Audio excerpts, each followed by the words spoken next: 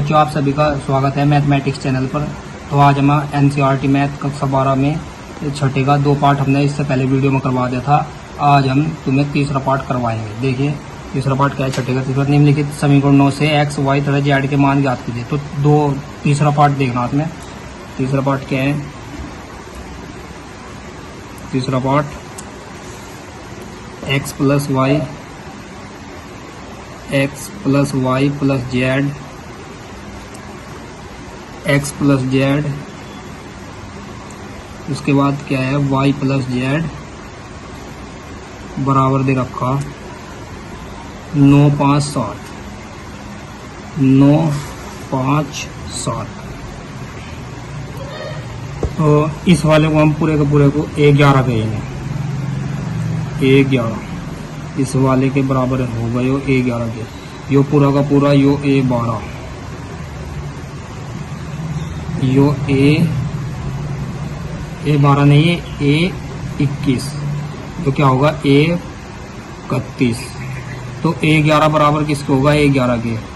तो यानी x plus Y plus Z बराबर होगा 9 के, और x प्लस जेड बराबर होगा 5 के, और 31 किसके बराबर होगा? y प्लस जेड बराबर होगा 7 के।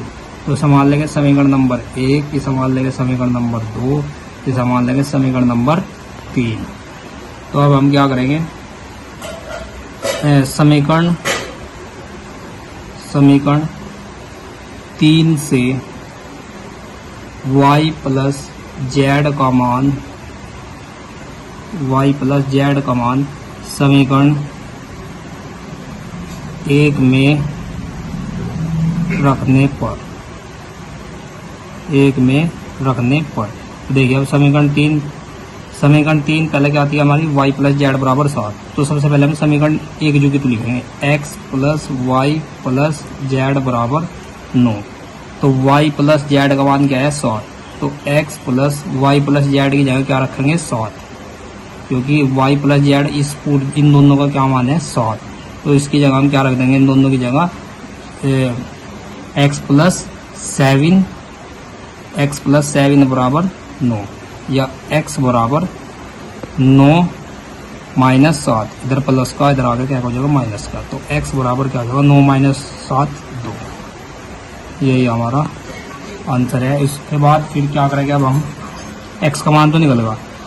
अब उसके बाद क्या करेंगे? फिर x का मान समीकरण 2 में रख देंगे।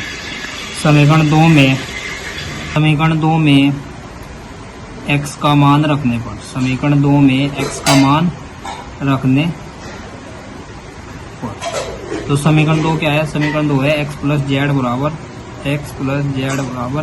5। तो अब x की जगह क्या रखना? 2, क्योंकि x बराबर 2 है, प्लस जेड बराबर क्या होगा?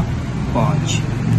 तो अब क्या करेंगे? 2 को इधर ले जाएंगे। तो जेड बराबर क्या होगा? 5, इधर प्लस का 2 है, माइनस का 2। तो जेड बराबर 3। जेड का मान हमारा क्या हो गया? 3। अब जेड का मान समीकरण 3 में रखेंगे। जेड का मान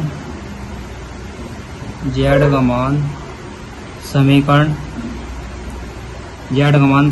3 में रखने पर, समीकरण